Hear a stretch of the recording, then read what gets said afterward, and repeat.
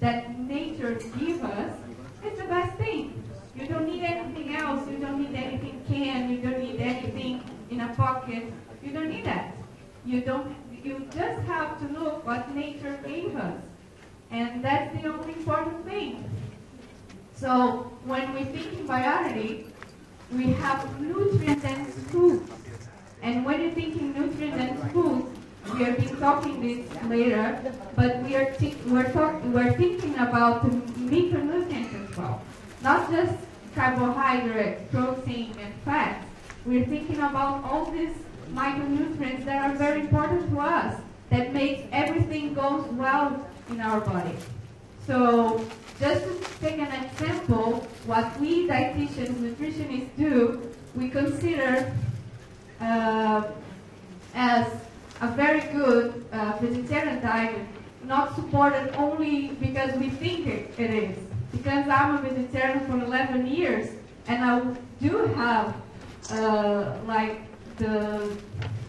for me, it's very important and it's very good to have a vegetarian diet.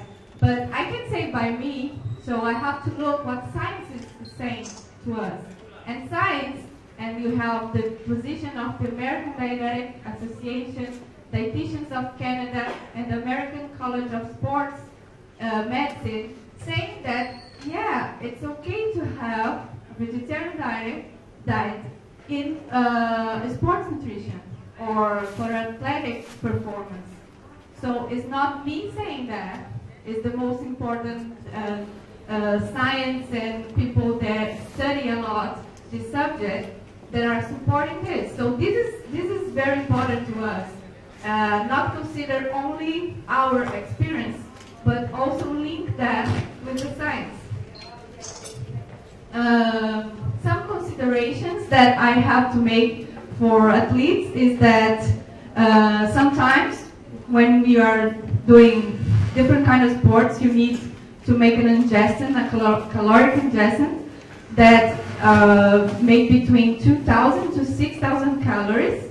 And when you eat a lot of whole food, plant foods, you may have a lot of fiber that sometimes can make it difficult to get in this number of 4,000 or 6,000 calories per day. So the best thing is think about frequent meals and intermediate snacks. It's something that I always say, and sometimes I notice that people can do like 3 big meals in a day, but when we're talking about athletes and vegan athletes, we're saying more frequent meals with this kind of foods like seeds, avocados, dry foods, nuts and butternuts that have nutrient-dense but high-calorie foods that are important to us. So that's the first thing that we think when saying about an athlete diet.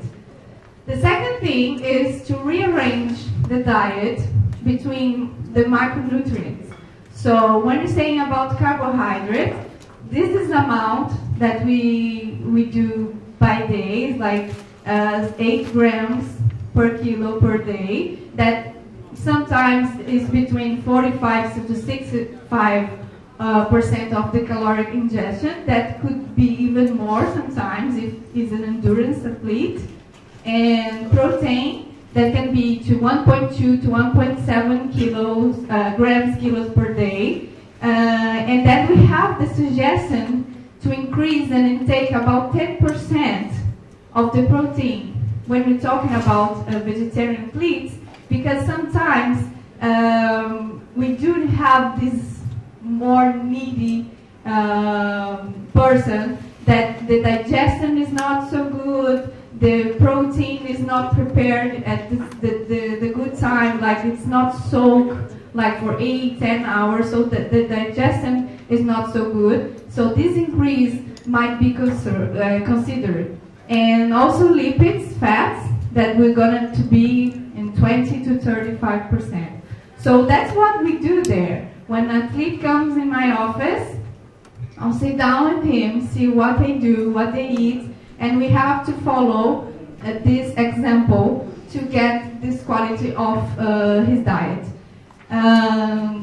I know that I shouldn't talk about protein in my lectures, and I always said that, but it's important to emphasize that a vegetarian diet can provide all the amino acids. So the important thing is the variety. You can find all the amino acids that you need that made a protein and a good quality. So sometimes when they say that some vegetable protein is not complete, you're saying that you eat corn every day. So all day you only ingredient or your only food is corn. No, it's only rice. Of course not.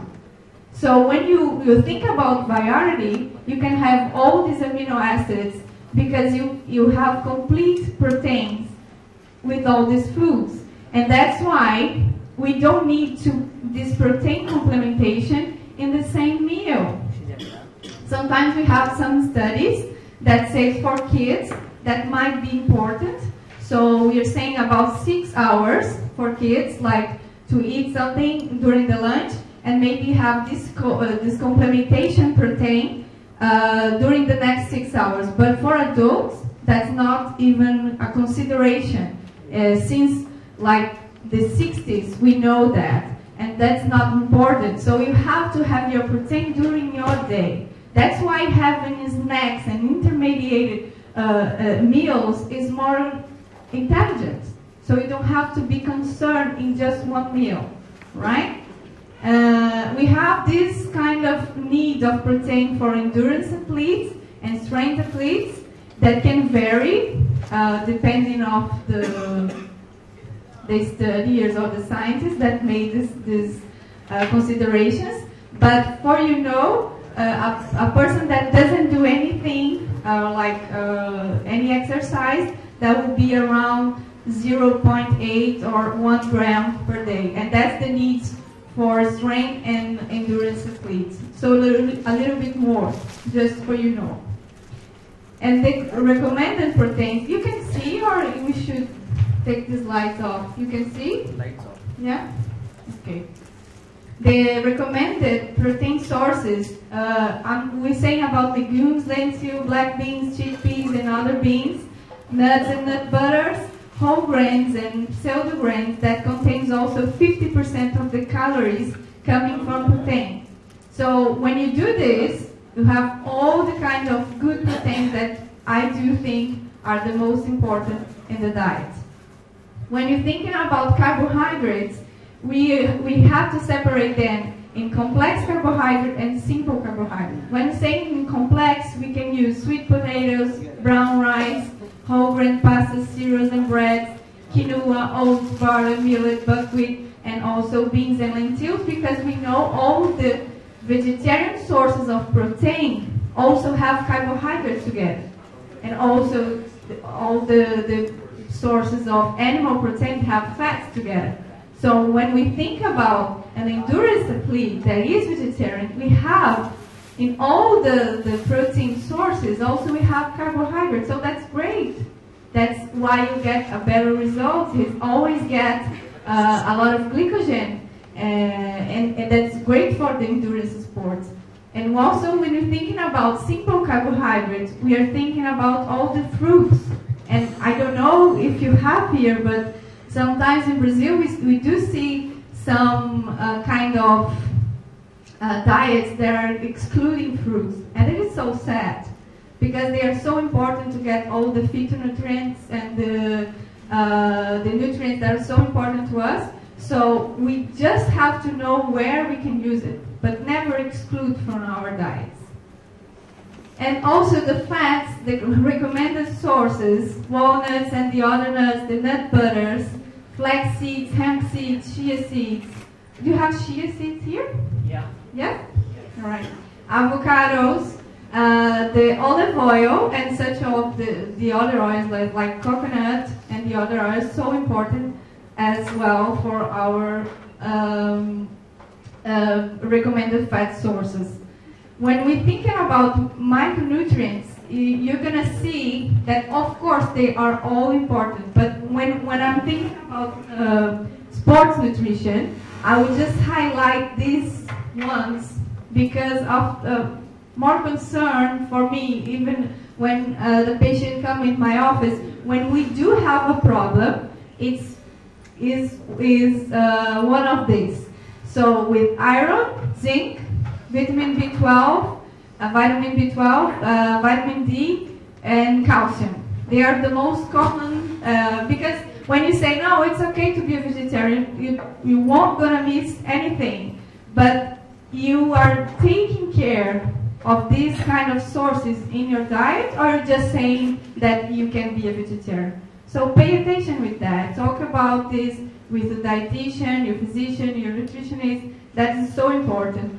And about iron, we do have some papers that saying that professional female athletes that have high prevalence of iron depletion and anemia, we do have to pay attention because women are such exposed more with that problem. So we do have to pay more attention on that. But the attention that I'm saying is not different from someone that are meat eater. It's the same thing.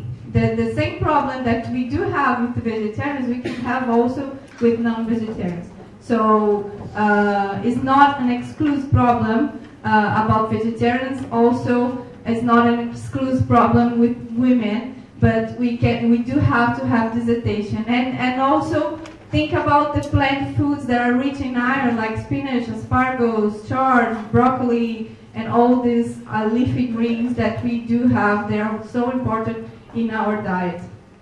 I don't know, because it's crazy. Yesterday,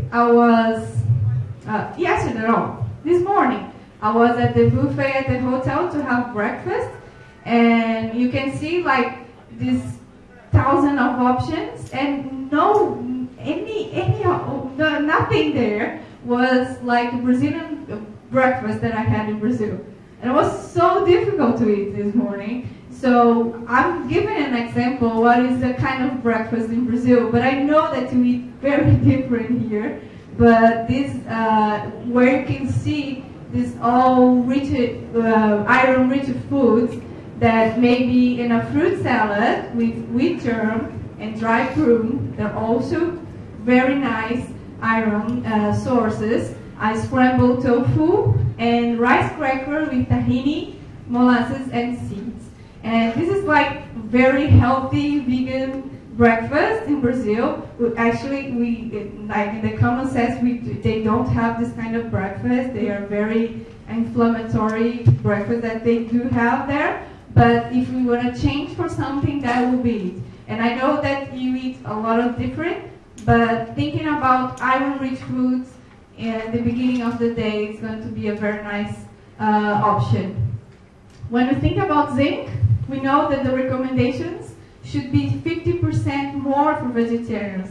Because of the digestion is the most important thing, and our sources of zinc is almost everything in nuts and legumes, so we do have to pay attention in that. So the vegetarian women and men, we should have a 50% greater incoming of zinc. That's why it's so important. And for me, it's very common to get vegetarians and vegans with low levels of zinc in their blood tests. It's not deficiency, but it's low levels. So it's normal, but lower. And that means something's gonna miss. Something, your hair, your nails, your detoxification, or maybe your enzymes, they are not going to produce so well. So you don't want to be okay, you want to be greater. So taking attention about these zinc levels. Here I have an example of a meal that have a lot of zinc, like mushrooms, quinoa, salad with chickpeas, asparagus, spinach with cashew nuts. So that's going to be a very high meal with zinc that we can use. Calcium. I know it's not a problem. We have a lot of vegetables that are so rich in calcium. We don't need milk to reach that. And we can have this milk texture in our food if you want, just using the right food, like this. We're gonna have a broccoli with cashew cream. It's like almost the same thing, the same texture that a milk cream will give, and also with sesame seeds that are so rich in calcium. So when you do that, when you do know foods, you can choose everything together and make a very nice option with any sources that you want, or even zinc, or even iron, or even calcium, just to get no foods that are very important. Vitamin B12 is one of the most concerned, but also doctor said before, is because of our modern life that we get a lot of distance of this good bacteria. So take a look at your symptoms. If someone said to me, my patient said, oh, I forgot things. Yesterday I was supposed to go there, but I forgot. Someone told me something, but I forgot. So take a look in your B12. That can even make a lot of difference in your work, in your studies. If the person thinks too much, like if you use your mind a lot in your work or your studies, you're gonna use more B12. So take a look at that and see your symptoms. And even with the memory losses, or if your tongue, fatigue, all this kind of symptoms, you should take a look in your B12. Here is just that you know, it's a little part that I love, but I'm not going into too much. It's just because you have to take a look in your homocysteine levels, because sometimes when you have B12 or folate, that's B9, or B6 in the low levels, you can rise your homocysteine levels. There is an inflammatory marker, and you don't want that.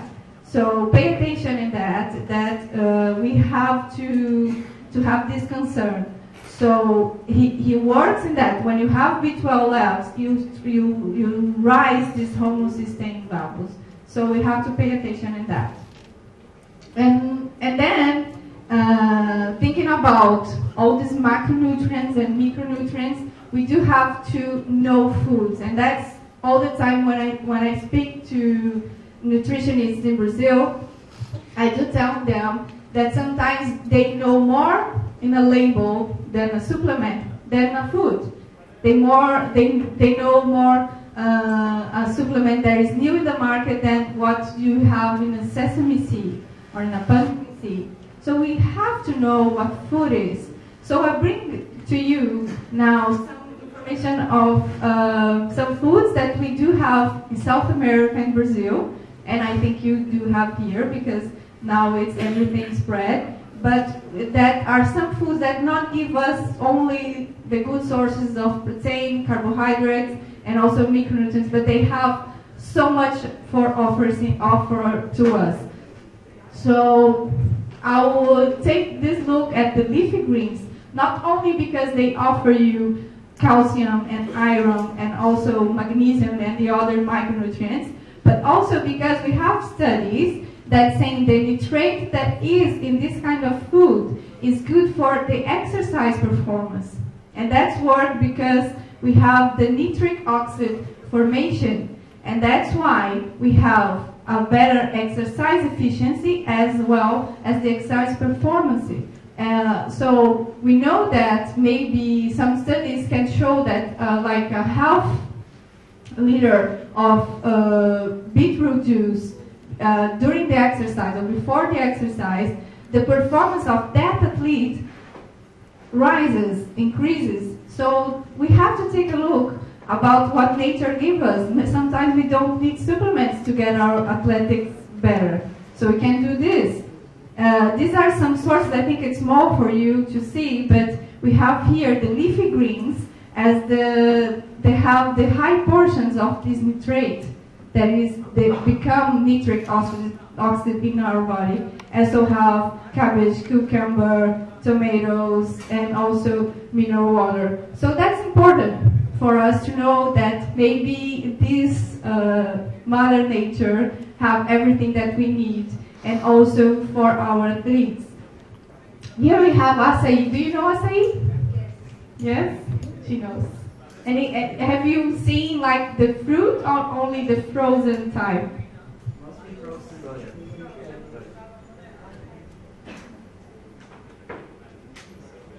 We found acai in a very large scale in Brazil, of course, it's from there.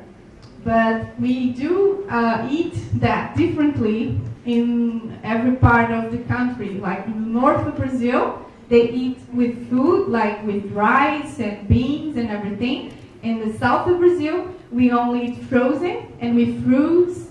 And the bad part, that they add sugar in it because it has like very nice flavor when you add like this kind of sugar. So acai is like one of the most beautiful fruits that we have that have this kind of nutrient dense that we are looking for. So we have magnesium, calcium, iron, and everything. So we should use this in our diet. Of course, they're in Brazil because sometimes we see like these very nice papers from the US that have blueberries or strawberries. In Brazil, it's not that fine to find, and sometimes it's very expensive. So if we do have this kind of fruit, you should use local every time, organic and local.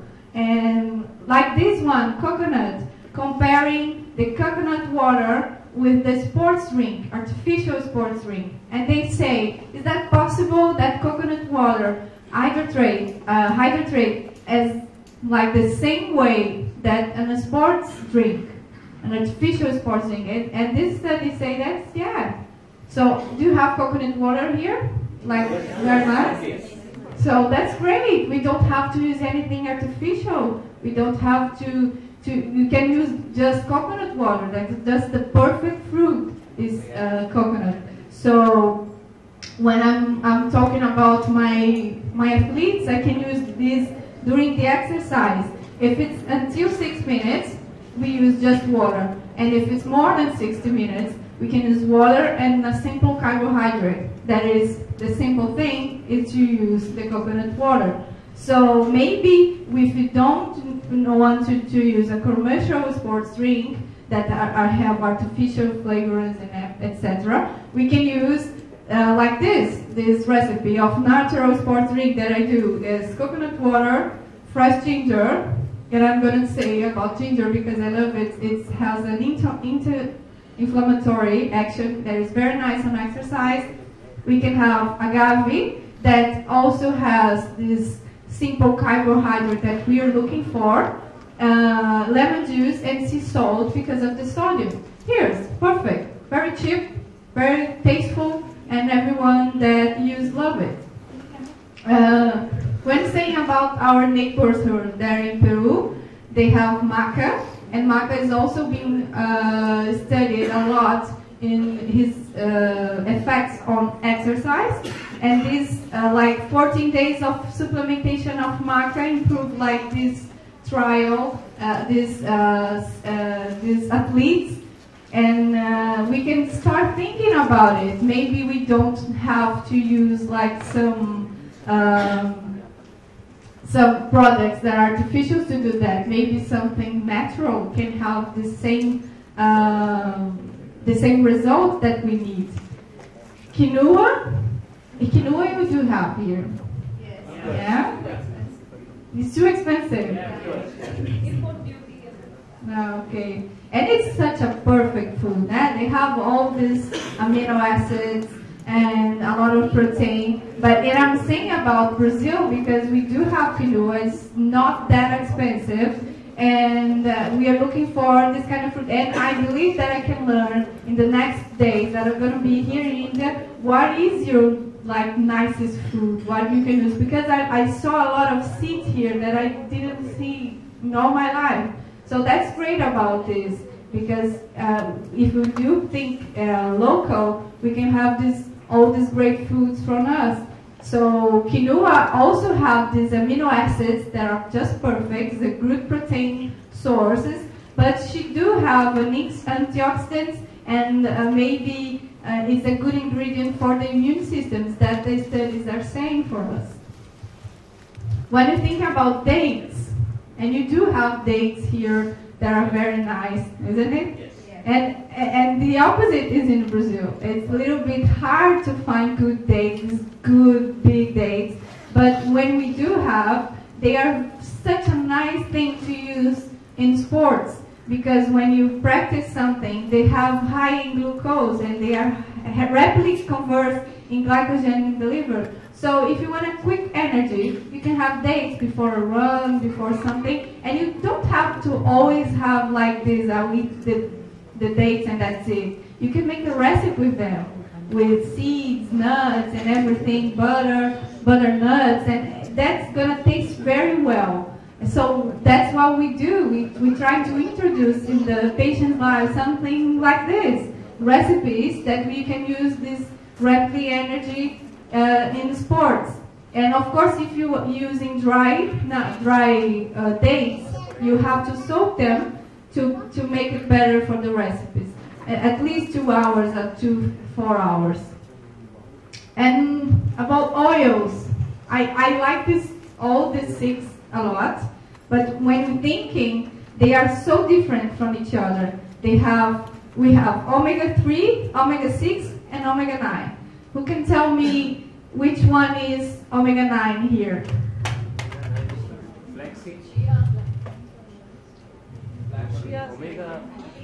Omega-9. The same of avocado. Olive oil, someone says. So olive oil is also important for our body, so it's nice to use this olive oil in our diet. And the extra virgin version is the best one. And when we're thinking about omega-3, that we do have less in our diet, that we should raise it. Which one is it here? Flaxseed.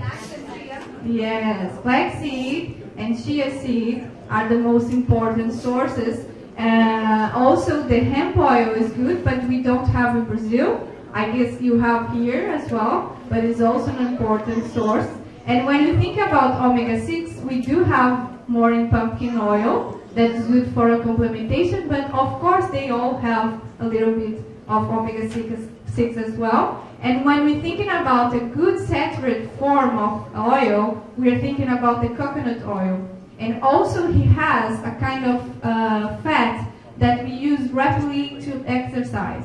So if you want to use something that is oily before the exercise, you're going to think about the coconut.